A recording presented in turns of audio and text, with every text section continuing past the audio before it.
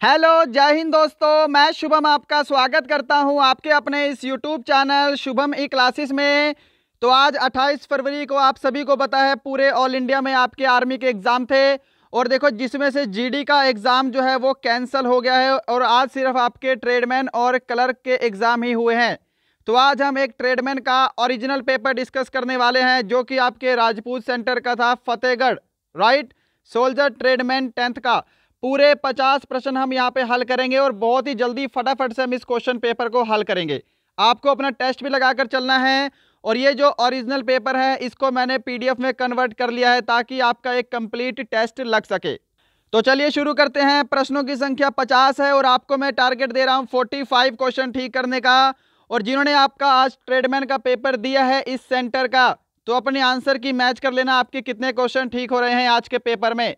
पहला प्रश्न आपके सामने स्क्रीन पर है, जल्दी से आंसर देना है। मैं किसी भी प्रश्न के ऑप्शन नहीं बोलूंगा, फटाफट से हम इस क्वेश्चन को सोल्व करेंगे। अफगानिस्तान की राजधानी क्या है, यह आपसे पूछा गया था।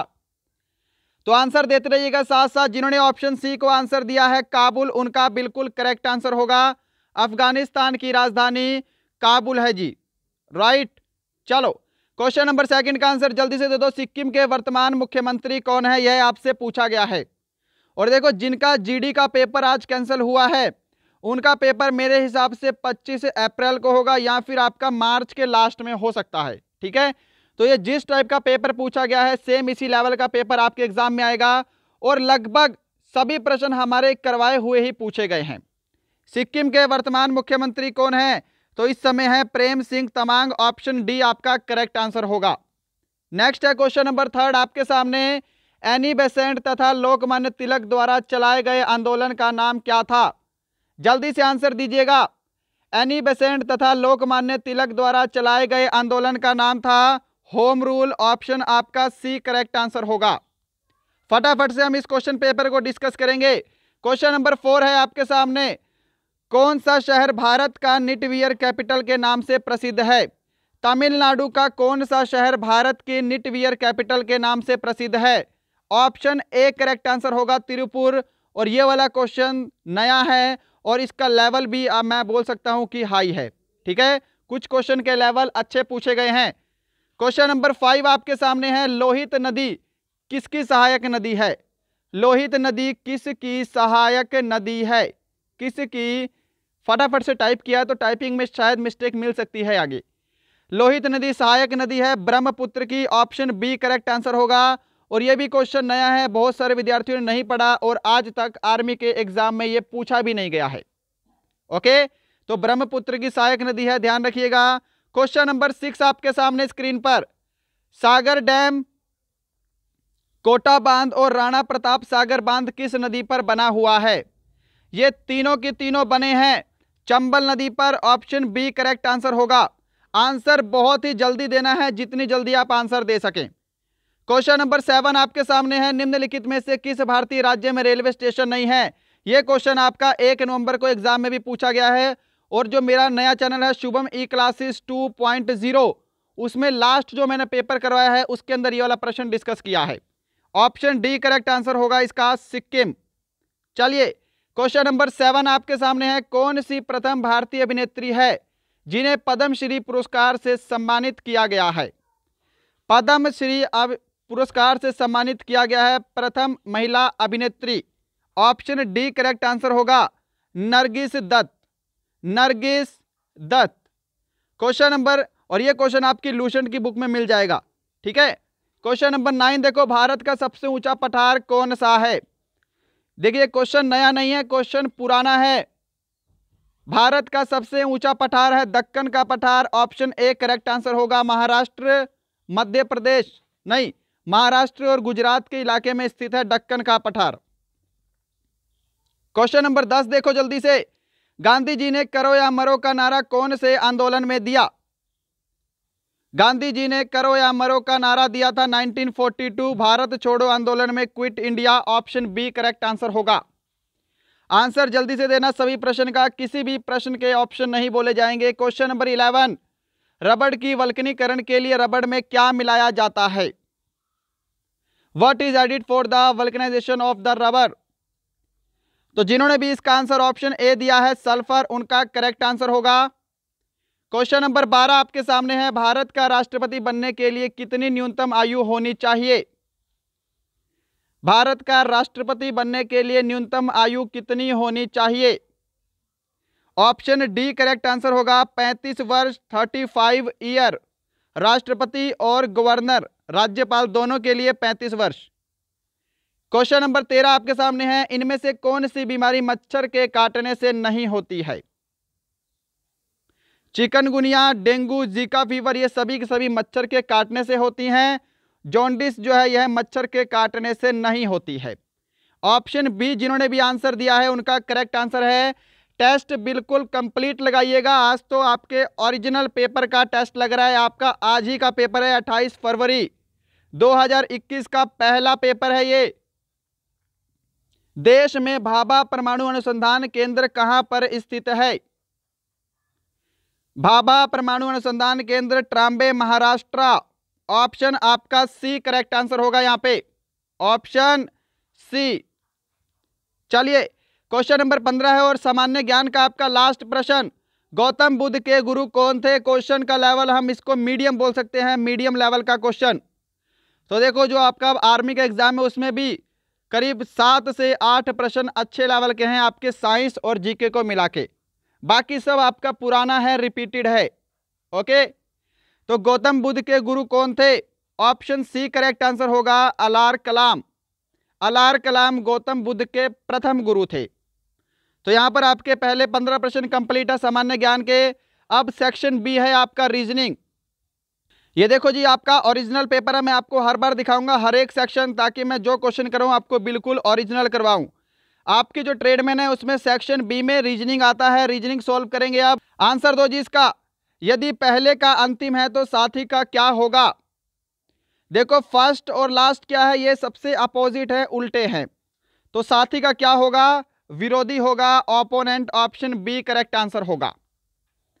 क्वेश्चन नंबर 17 का आंसर दो जल्दी से आज फटाफट। दिए गए विकल्पों से भिन्न विकल्प कौन सा है? तो बेंगलोर, मुंबई, दिल्ली, ये क्या है? भारत के शहर है। यांगून क्या है? म्यांमार का शहर है। ऑप्शन सी करेक्ट आंसर होगा, ये इनसे अलग है। आंसर जल्दी से चाहिए मुझे सभी का आंसर। लो इसका आंसर दे दो जल्दी से फटाफट। यदि टॉम को 48 और डिक को 27 लिखते हैं तो हैरी को क्या लिखेंगे? तो देखो मैं सबसे पहले आप सभी को बता दूं, टी का कोड कितना होता है? 20 होता है। ओ का कोड 15 होता है और एम का कोड इंग्लिश में 13 होता है। इनको जोड़ेंगे तो 48 बन रहा है, तो 48 यहाँ पे लिखा हुआ है ना। अब हैरी का कोड हमको बताना है। एच का वैल्यू 8, ए पहले नंबर पे आता है। आर देखो कौन से नंबर पे आता है? आर, आर जो है आपका 18 पे आता है, तो आर 2 बार है। और वाई आपका 25 पे आता है। क्या इतनी चीज समझ में आई सभी को?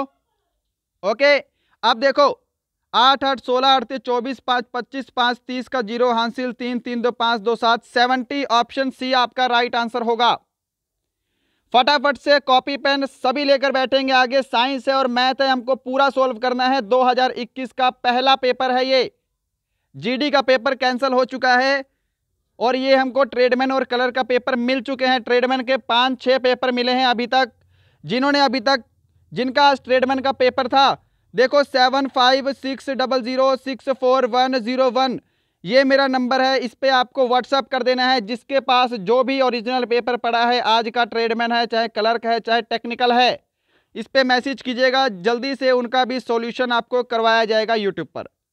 क्वेश्चन नंबर 19 का आंसर दो। देखो ड्रिल का मतलब क्या होता है?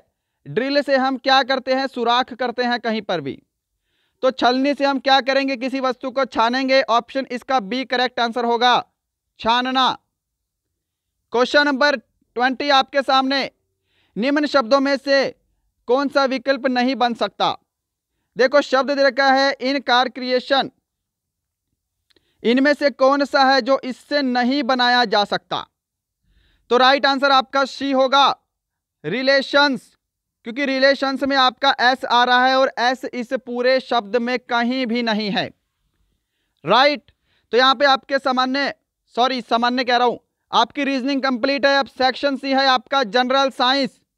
जनरल साइंस 21 से 35 प्रश्न, आंसर जल्दी से देंगे सभी विद्यार्थी। लिटमस कहां से प्राप्त होता है? आंसर सभी का आना चाहिए। लिटमस कहां से प्राप्त होता है? लाइकेन, ऑप्शन डी आपका करेक्ट आंसर होगा। क्वेश्चन नंबर 22 आपके सामने, आंसर जल्दी से देंगे सभी विद्यार्थी। एक अच्छी तरह से कटा हुआ हीरा अधिक चमकता है क्योंकि? हीरे के चमकने का कारण पूछा है, करवाया गया प्रश्न है जी।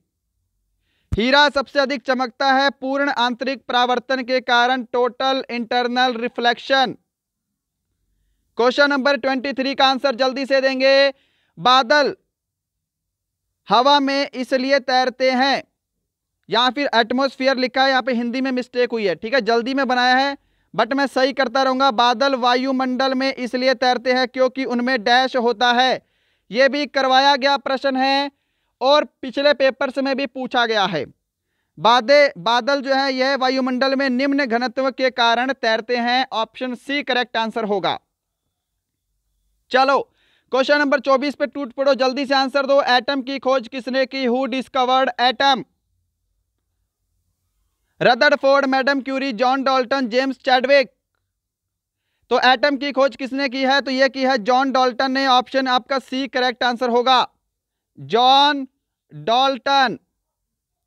चलो क्वेश्चन नंबर 25 है, निम्नलिखित में से किसे दृष्टि भ्रम माना जाता है? यह भी आपका 1 नवंबर के पेपर में पूछा गया प्रश्न है और मेरे द्वारा 2-3 बार करवाया गया है। दृष्टि भ्रम बोलते हैं मृग तृष्णा को, ऑप्शन आपका सी करेक्ट आंसर होगा, ऑप्शन आपका सी। चले आगे। चलो क्वेश्चन नंबर 26 आपके सामने है, देखो इंग्लिश में पर आप समझ जाओगे। At temperature are the Celsius and Fahrenheit scale are equal? किस तापमान पर सेल्सियस और फ़ारेनहाइट बराबर होते हैं? करवाया गया प्रश्न है, आपके पुराने पेपर में भी आया हुआ है। ऑप्शन सी करेक्ट आंसर होगा, -40 डिग्री। -40 डिग्री पर सेल्सियस और फ़ारेनहाइट बराबर होते हैं। चलें 27, हरे फलों को कृत्रिम रूप से पकाने के लिए किस गैस का प्रयोग किया जाता है? Very very important and very very easy question है। बताइए क्या पूछा गया था आपसे? हरे फलों को कृत्रिम रूप से पकाने के लिए किस गैस का प्रयोग किया जाता है? ऑप्शन आपका बी करेक्ट आंसर होगा, एसिटिलीन। यदि एसिटिलीन ऑप्शन में नहीं है तो आपको इथिलीन आंसर करना पड़ेगा, इथिलीन। क्वेश्चन नंबर 28 आपके सामने है, चूहे मारने वाला जहर का रासायनिक नाम क्या है? यह क्वेश्चन भी आपको करवाया गया है 2-3 बार। जिन्होंने मेरी क्लास ज्वाइन की है, लगभग अगर 2 महीने से पढ़ रहे हैं तो वो इस टेस्ट में आसानी से 45 तक का स्कोर कर पाएंगे, क्योंकि 7 से 8 क्वेश्चन नए हैं जो कि मेरे द्वारा नहीं करवाए गए और आए भी पहली बार है आपके आर्मी के लेवल में। चूहे मारने वाला जहर होता है जिंक फॉस्फाइड, ऑप्शन आपका सी करेक्ट आंसर होगा, ठीक है, ऑप्शन आपका सी करेक्ट आंसर होगा, जिंक फॉस्फाइड। क्वेश्चन नंबर 29 का आंसर जल्दी से देंगे। निम्न में से कौन सी धातु सबसे कम अभिक्रियाशील है? तो देखो आपको इनमें से बोला है, वैसे सबसे कम अभिक्रियाशील धातु होती है प्लेटिनम। सेकंड नंबर पे आता है आपका सोना, और सोने का सूत्र होता है Au, यानी कि ऑप्शन डी आपका राइट आंसर होगा। इनमें से सबसे कम अभिक्रियाशील धातु है सोना, Au। क्वेश्चन नंबर 30 जल्दी से देखो। ऑक्सीजन युक्त रक्त फेफड़े से आता है, oxygen rich blood from lungs come to फेफड़े से आता है। यही आपसे पूछा गया है प्रश्न, देखो ओरिजिनल पेपर दिखा रहा हूं। ये देखो जी क्वेश्चन नंबर 30 है आपके सामने, ऑक्सीजन युक्त रक्त फेफड़े से आता है, कहां से आता है? ठीक है, मैंने इसको आप सभी को पीडीएफ में बनाया है ताकि आपको आसानी से टेस्ट लगा पाओ। तो बढ़ते हैं पीडीएफ की तरफ। तो ऑक्सीजन युक्त जो ब्लड है यह आता है आपके लेफ्ट ऑर्ट्रिम से, ऑप्शन आपका बी करेक्ट आंसर होगा। यह भी क्वेश्चन नया है, मेरे द्वारा नहीं करवाया गया है। ओके चलो आगे। क्वेश्चन नंबर 31 है आपके सामने, जल्दी से आंसर देंगे। पृथ्वी का सूर्य की ओर चक्कर लगाना डैश कहलाता है? पृथ्वी का सूर्य की ओर चक्कर लगाना क्या कहलाएगा? ऑप्शन सी कहलाएगा परिक्रमा, ऑप्शन आपका सी करेक्ट आंसर होगा। जिन्होंने ऑप्शन सी को आंसर दिया है उनका आंसर बिल्कुल करेक्ट है। क्वेश्चन नंबर 32 आपके सामने। डॉक्टर किसी मरीज की नाड़ी की जांच क्यों करते हैं? वजन जानने के लिए, आंख जानने के लिए, हृदय गति जानने के लिए, खून जांचने के लिए। तो ऑप्शन सी करेक्ट होगा, हृदय गति जानने के लिए। क्योंकि आपको पता है 1 मिनट में मनुष्य का जो नस है वो 72 बार धड़कती है, हृदय की धड़कन भी 72 बार धड़कती है। तो इसके जरिए हम हृदय की गति जांचते हैं नाड़ी दबाकर डॉक्टर। क्वेश्चन नंबर 33 का आंसर दो जल्दी से। Which animal never drinks water in its entire life? Hindi में समझा देता हूं, ऐसा कौन सा जानवर है जो कि पूरी जिंदगी पानी नहीं पीता है? नया क्वेश्चन है, देखो अजीब सा फैक्ट उठाया ये आपके एग्जाम में। नया क्वेश्चन है, जल्दी आपको बुक में मिलेगा ही नहीं देखने पे, किसी भी बुक में। तो ये कौन सा है? ऑप्शन ए करेक्ट आंसर होगा, कंगारू रैट। इस प्रश्न के लिए मुझे भी गूगल करना पड़ा है। चलो नेक्स्ट क्वेश्चन देखते हैं। क्वेश्चन नंबर आपके सामने 34, जल्दी से आंसर देंगे। लेड पेंसिल में लेड की मात्रा का अनुपात कितना होता है? और यह क्वेश्चन मैंने जो कल आपको मॉडल पेपर करवाया था, ये क्वेश्चन बिल्कुल सेम।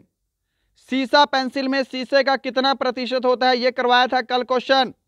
0%। ऑप्शन आपका डी करेक्ट आंसर होगा। क्वेश्चन नंबर 35 है आपका सामान्य विज्ञान का भी लास्ट प्रश्न है। 15 प्रश्न इसके बाद गणित के डिस्कस होंगे। पूरा सेट आपको लगाना है और आप देखना कि आपका इसमें स्कोर कितना आ रहा है। अगर आपका आज पेपर होता तो आप कितना स्कोर कर पाते? ठीक है, जिनका आने वाला एग्जाम है 25 अप्रैल को और जिनका ये पेपर कैंसिल हुआ है आज का जीडी का, अपना टेस्ट लगा लो जी। आपका लेवल कितना था आज के पेपर में? आपका लेवल कितना था? H2SO4 एक डैश है। ये भी क्वेश्चन 1 नवंबर के एग्जाम में पूछा गया है, तो ये नया क्वेश्चन नहीं है। यह क्या है? एक अम्ल है। इसका पूरा नाम क्या है? Sulphuric acid. तो ये एक एसिड है। तो कंप्लीट होते हैं 35 प्रश्न। अब आपके मैथमेटिक्स से 36 से 50 15 प्रश्न होंगे। जल्दी से आंसर दो, कॉपी पेन सभी लेकर बैठेंगे साथ में। 450 में से 30% सेब खराब हो गए, इनमें से अच्छे सेबों की संख्या ज्ञात करें। हाँ जी, आगे बढ़ने से पहले बता दो, जिन्होंने आज पेपर दिया है ट्रेडमैन और कलर का, जिनके पास भी पेपर है तो 75 664 101 पर मुझे व्हाट्सअप करेंगे। जल्दी से सभी विद्यार्थी अपना पेपर व्हाट्सअप कर देंगे, जिससे मैं उनका पेपर आगे सॉल्यूशन करवा सकूं, अपने आंसर मैच करें आपके कितने ठीक हो रहे हैं, और जो अन्य विद्यार्थी हैं जो आर्मी की तैयारी कर रहे हैं उनको थोड़ी सी हेल्प मिल सके किस टाइप का पेपर 2021 में आ रहा है। ओके, जिन्होंने अभी तक लाइक नहीं किया लाइक जरूर कीजिएगा, शेयर करेंगे और अपने फ्रेंड को बोलेंगे सब्सक्राइब भी करवाएंगे हमारा चैनल। देखो यहाँ पे इसका आंसर क्या होगा। 450 में से 30% सेब खराब हो गए, तो मैं बोलूंगा कि 70% जो सेब हैं वो सही हैं, तो 70% का मान बताना है। समझ गए? ये 2 0 से 2 0 कैंसल, गुणा कर दो। 5 से 35 का 5 हासिल 3, 4 से 28 और 3 31 315। ऑप्शन डी करेक्ट आंसर होगा। फटाफट से मैथ के क्वेश्चन का पोस्टमार्टम करेंगे जितनी जल्दी हो सके, और एक प्रश्न मैं आपको होमवर्क के लिए भी दूंगा मैथ का। ओके, ये भी क्वेश्चन आपके 1 नवंबर के एग्जाम में पूछा जा चुका है और हमारे द्वारा भी करवाया गया है, बहुत बार, गिनती नहीं है। स्क्वायर है ना, 1 का स्क्वायर, 2 का स्क्वायर, 3 का स्क्वायर, 4 का स्क्वायर, 5 का स्क्वायर, 6 का स्क्वायर, 7 का square, 49। Option A. Question number 38 का जवाब दे दो जल्दी से। 133, 135 और 137 का औसत ज्ञात करें। औसत क्या होता है? आंकड़ों का जोड़ बटे में आंकड़ों की संख्या। तो इनका जोड़ करो पहले। 5 3 8 और 8 और 7 15 का 5 हासिल 1, 3 3 6 3 9 और 1 10 की 0 हासिल 1। यहाँ पे 405 हो गया इनका जोड़। संख्याएं 3 है तो 3 से भाग कर दो। 3 एकम 3, 3 तिया 9, 3 पंजे 15। ऑप्शन बी 135 करेक्ट आंसर होगा। मेरे से पहले आंसर देना, समय चाहिए तो सेशन को रोक लेना जल्दी से। क्वेश्चन नंबर 39 का पोस्टमार्टम कर दो फटाफट से। 2 पाइप ए और बी एक टैंक को 20 मिनट और 30 मिनट में भरते हैं। अगर दोनों को एक साथ खोला जाए तो टंकी भरने में कितना समय लगेगा? पाइप ए किसी टंकी को 20 मिनट में भर रहा है, पाइप बी उस टंकी को 30 मिनट में भर रहा है। दोनों का एलसीएम लेना है आपको, जो कि कितना होगा? 60 होगा। और ये 60 क्या है, टोटल टंकी की क्षमता है। तो 20 तिया 60 और 30 दूनी 60, ये इनकी कार्य करने की क्षमता है पाइप की। तो दोनों उस टंकी की यूनिट 60 है, दोनों की एफिशिएंसी का टोटल कितना हो गया 5, तो उसको 12 मिनट में भरेंगे। ऑप्शन आपका डी करेक्ट आंसर होगा। जिन्होंने भी ऑप्शन डी को आंसर दिया है उनका आंसर बिल्कुल करेक्ट है जी। चलो जल्दी से बढ़ते हैं, आज मैं बहुत ही स्पीड में करवा रहा हूं, ठीक है, फटाफट से आंसर देंगे। देखो ये वाला क्वेश्चन आपसे नया नहीं है, ये अगर आपने थोड़ा सा भी दिमाग लगाया तो इस क्वेश्चन को कर लोगे। कह रहा है कि यदि b बराबर a है तो इसका मान ज्ञात करो। अब कुछ भी रख दो वैल्यू, b का मान चाहे 1 रख दोगे। यदि आप b बराबर a है, यदि मैं b का मान 1 रख दूं तो a का मान भी 1 हो जाएगा, b का मान 3 रखूंगा a का मान भी 3 होगा। कुछ भी रख दो, आपकी वैल्यू सेम ही रहने वाली है दोनों की, ठीक है। अब देखो कैसे करना है, सिंपल था। देखो 16 यहां पे है, मैं b और a का मान 1 रख देता हूं। b का मान भी 1 रख दिया, a का मान भी 1 रख दिया, तो 1 में से 1 गया, कितना हो गया 0 हो गया। और 0 को अगर मैं 16 से गुणा करूंगा तो 0 बन जाएगा। ऑप्शन आपका सी करेक्ट आंसर होगा, ऑप्शन सी। जिन्होंने ऑप्शन सी को आंसर दिया है उनका आंसर बिल्कुल करेक्ट है। आप कुछ भी मान रखेंगे आपका आंसर 0 ही आएगा। चलो जी, लास्ट के 10 क्वेश्चन बचे हैं। क्वेश्चन नंबर 41 का आंसर दो। एक संख्या को 1/3 करने पर 70 प्राप्त होता है, वह संख्या ज्ञात करो। और ये जो ऑप्शन है ये सारे की सारे गलत दिए हुए हैं आपके। देखो ओरिजिनल पेपर दिखाता हूं, ये आपके सामने ओरिजिनल पेपर है, दिखाई दे रहा होगा आपको। एक संख्या को 1/3 करने पर 70 प्राप्त होता है, संख्या ज्ञात करो। ऑप्शन देखो आपके सामने क्या दिए हुए हैं और सारे ही ऑप्शन गलत है जी। ध्यान से देखो, ये बोल रहा है कि किस संख्या का 1/3 70 होगा। मैंने वो संख्या x मान ली, x का यदि मैं 1/3 करूंगा तो हमको 70 प्राप्त होना चाहिए, तो वो संख्या हमारी 210 होगी। यहाँ पे किसी भी ऑप्शन में नहीं दिया, आपके ओरिजिनल पेपर में भी। तो जिन्होंने इस क्वेश्चन को छोड़ दिया है उनको इसका पूरा मार्क्स मिलेगा भाई। संख्या को 1/3 करने पर 70 प्राप्त होता है, यदि हम 210 को 3 से भाग करेंगे तभी तो 70 प्राप्त होगा। ओके, चलो क्वेश्चन नंबर 42 का आंसर दो जल्दी से। आसान सा प्रश्न है, थोड़ा सा आपको दिमाग लगाना है इसके अंदर। जिनका आने वाला एग्जाम है उनके एग्जाम में इस टाइप का क्वेश्चन पूछा जा सकता है जी, कि गणित विषय की परीक्षा में कोई विद्यार्थी 180 अंक के प्रश्न पत्र में कुल 30% अंक लेता है। 150 अंक के प्रश्न पत्र में वह कितने प्रतिशत अंक प्राप्त करे कि उसका कुल प्राप्त अंक कम से कम 50% हो जाए। देखो अब सिंपल सा क्वेश्चन है, कैसे करेंगे ध्यान रखना कि टोटल अंक कितने हैं 180 और 50, 150, तो टोटल तो आपके 330 अंक हो गए। हमको टोटल का 50% अंक चाहिए।